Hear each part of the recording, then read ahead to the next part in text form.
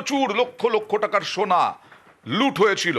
সেই সোনা দেখুন অস্ত্র শস্ত্র সহ সব উদ্ধার করলো এবং তাদেরকেও ও দুষ্কৃতীদেরও একদম গ্রেফতার করেছে। কোথা থেকে কিভাবে কথা বলবো প্রতিনিধি রণদেবের সঙ্গে। রণদেব, জায়গা নাই তো। কবে চুরি হয়েছিল এবং কি ব্যবস্থা নেওয়া হলো, কোথা থেকে এদেরকে গ্রেফতার করলো রণদেব? কাটোয়ার অগ্রদ্বীপে গত মঙ্গলবারে একটি সোনার দোকানে চুরি হয় এবং শাটার গেট কেটে সেই চুরির তদন্তে নেমে পুলিশের একটি প্রতিনিধি দল গতকাল রাত্রে কাটোয়ার জাজিগ্রাম এবং কাটোয়ার মিলপাড়া এলাকা থেকে মোট 7 জনকে গ্রেফতার করেছে। তারা উত্তরপ্রদেশের বাসিন্দা।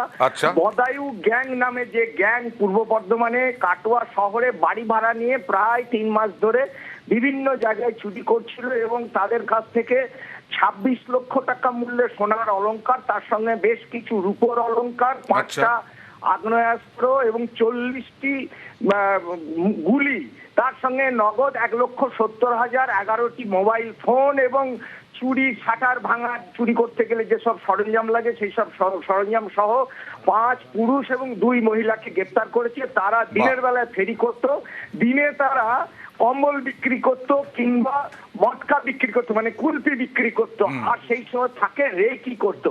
সেই রেকির ফলে এরা করেছে এই চুরি। এবং পাশে মুর্শিদাবাদ জেলায় ভরতপুরে গত বৃহস্পতিবার রাতেও চুরি করেছে। সেই চুরি করে ফেরার পথে কাটোয়া থানার পুলিশ সিসি ক্যামেরা দেখে প্রথমে 2 জনকে গ্রেপ্তার করে, পরে মিলপাড়া এলাকা থেকে বাকিদের সকলকে গ্রেপ্তার করেছে। তাদেরকে আজ কাটোয়া মহকুমা আদালতে পেশ করা হয়েছে। যথেষ্ট বড় সাফল্য পুলিশের।